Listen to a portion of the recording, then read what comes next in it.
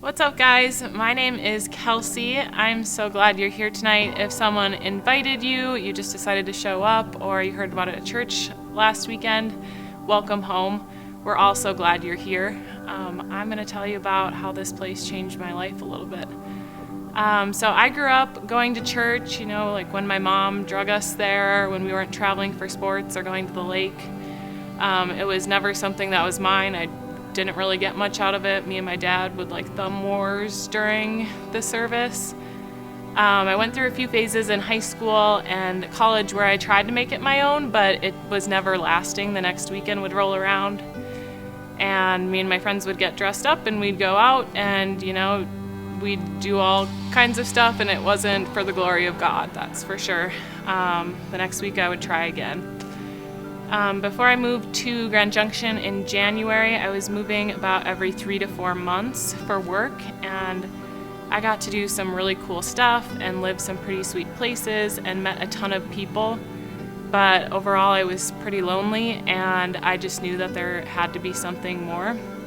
So I moved to Grand Junction in January and started going to Canyon View shortly thereafter with my parents, and I really had nothing to lose. They said that Awaken was that week, and so I decided to go, mainly because I just didn't really know what any young adults were doing in town. So I showed up, and I'm a pretty social person, as a lot of you know, but it was really, really awkward, and it was really difficult to do. I felt like I was living half in one world and half in another, and felt equally as much of an imposter and a fake in both of those worlds. So I decided to dive in, and I joined a cell group a few weeks later, and you guys, 6 months later, these are my people. These are my best friends. They have all taught me so much. Andrea has taught me how to be intentional with others, and Katie has taught me kindness beyond words, and Ashley and Brandon remind me to be silly, and Lucas has asked me tough questions and reminded me that I need to know myself first, and Jordan has pushed me outside of my comfort zone, and Taylor reminds me to look to the light.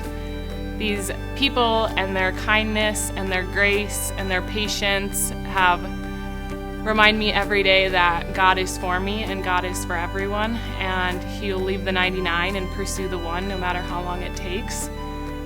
So you guys, this place has changed my life, and I really just pray that it does the same for you.